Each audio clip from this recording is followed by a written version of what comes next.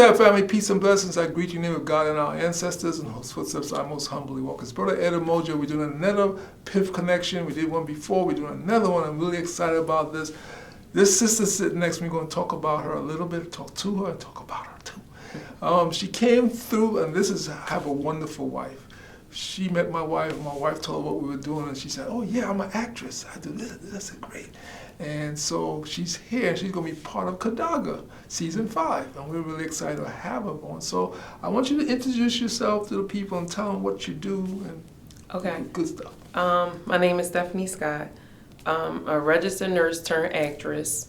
I've been taking acting classes since 2015. I started with one workshop that came down to Philadelphia. She was based out of New York, called A Blink of an Eye, with Wendy McKenzie. Took one session with her in Philly, then wound up taking classes with her for a year and a half. After that, I switched over and started training with Susan Batson Studios. That was maybe 2018, and that's where I currently train. And I've done maybe 2 or 3 independent projects, and I wrote one woman play on Ella Fitzgerald, which I'm currently trying to get into production now.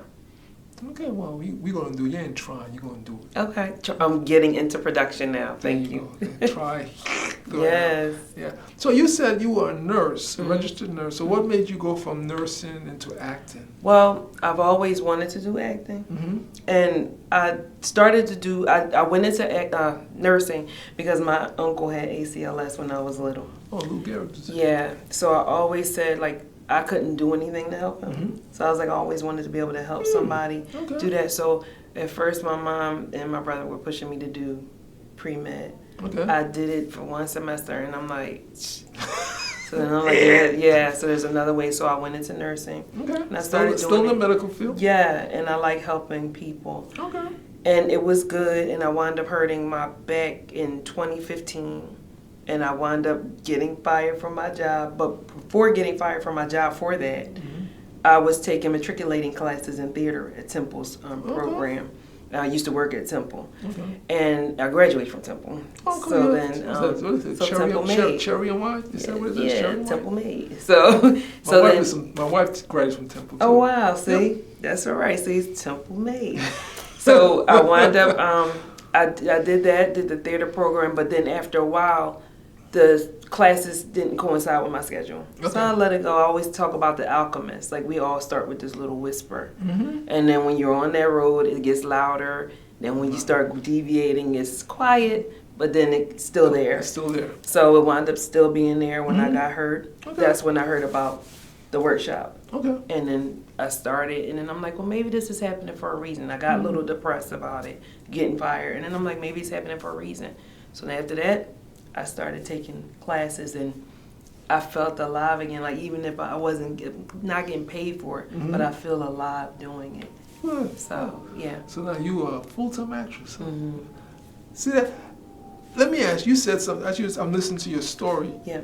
What do you have to tell people listen to who might be thinking about giving up and not, because you didn't give up. You went down, but you didn't give up, but you stayed and you kept doing it. Yeah.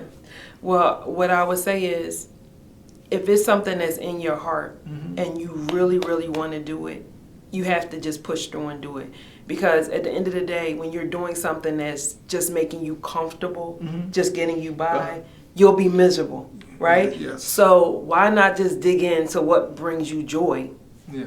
The journey is rough, but once you sit there and you get into what God placed in you, you get that joy, and again, that joy gives you the strength to endure all the obstacles that will come. Because trust me, they will. Yes, they will. But it helps you to say, you know what, no matter what, this is for me, so I have to endure, and that's is worth it. Now, I know you said you had a health program today at this church. I see the henna, all the henna. Check all this henna. My henna. And it's my first time getting my henna, so. And I have my butterfly at the end. Yeah. Now, the second time I heard you talk about a butterfly. What's up with you and the butterflies? So it's funny, the young lady that did mine asked me that too. I love, like, everybody knows me. They know I love butterflies. I love them because they start out as something not so pretty.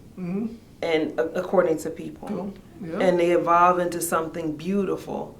And they go around and they flutter and bring joy to people effortlessly. And they don't even know that they're doing it. And that's what makes it so much more beautiful.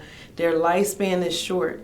So it's like they're against the clock to make sure that they're blessings wherever they go. And I believe that that signifies us as humans, as individuals. We start out in the womb, and when that baby comes out, that baby looks not so pretty, right? And for them to come into the world is not a pretty situation. It's very difficult to get out. But we are blessed. We are put here to be on this earth, to evolve into something beautiful, to be a blessing everywhere we go. Yes, it is. And I believe the butterfly reminds us of that. And I've asked you because there's In evolution. There's a sister who, me and her, we celebrate the same birthday, 12/1. So we were supposed to have 12/1, December 1st. Yeah. And she's, I think her company's called Butterfly Love or Butterflies. So she, Flutter. Yeah, I'm talking about you, Mary. So, no, that's why you talked earlier about the butterfly. And I just thought about my 12/1 partner. And stuff like that. Evolution. Yep. So what are you looking to bring to Kadaga? Because now you're in Kadaga. I know it's just like, and it's interesting because my wife talked to her and you just jumped right in there, boy. I was like, woo, yes, come on, let's go, let's do this. Yeah, I first of all, when I heard from your wife and from you, like, what the mission was about, I just want to be a part of bringing awareness, shedding light on things that people just, basically, I don't know if they're aware of it or either just dust it under the cover, under the rug, you know. And then but when I first started with acting, I just thought it was something you just go and it's just like, oh, you know, this is wonderful, lights, cameras. But then after a while, I started looking into it, and when we do these projects, when you act and you become these characters, I believe it's supposed to bring awareness to the audience. It's supposed to drop knowledge on the audience so they leave thinking. Yeah, if you know, it's because the film industry, entertainment business has so many 360 degrees to everything, right?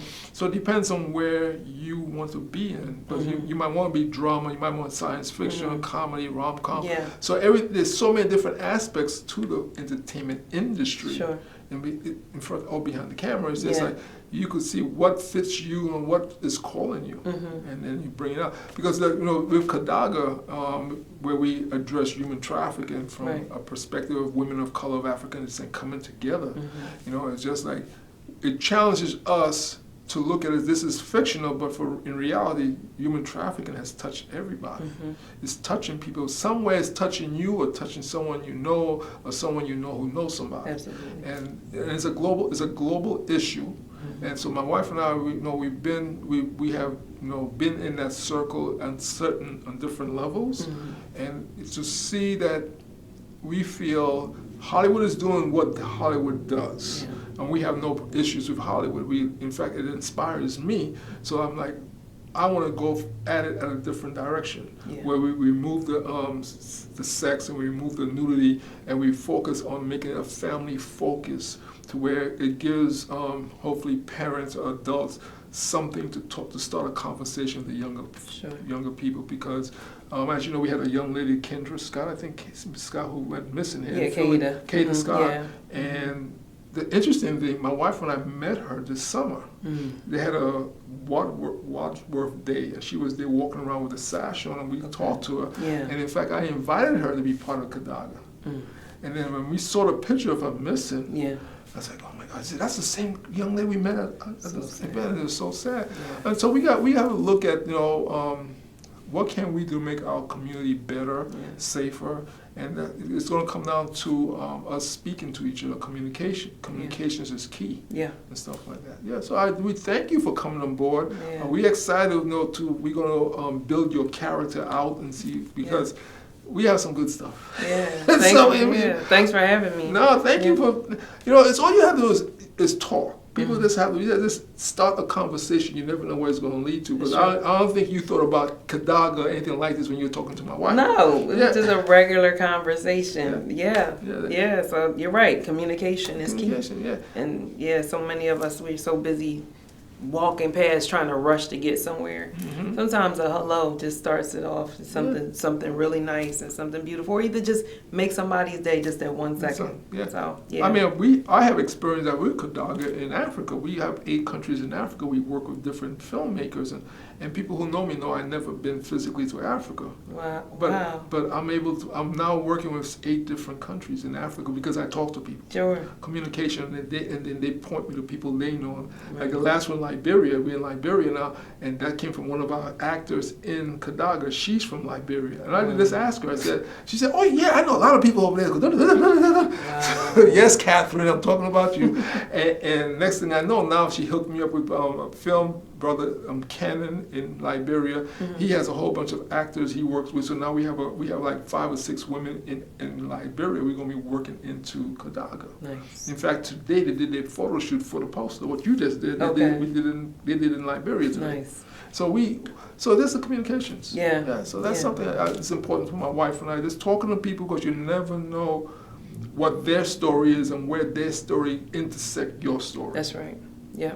So that's something we tell our young people, just talk, maybe just to talk to people, open communications, like, see what's going on. Like the young lady who was here dancing for us now, I know her through her father and her mom, because a long time ago, they hired me to do some pictures for them. Okay. And then he's been a martial artist, I'm a martial artist, and then things is, and now her parents are in Kadaga, and now she's in Kadaga. Wow.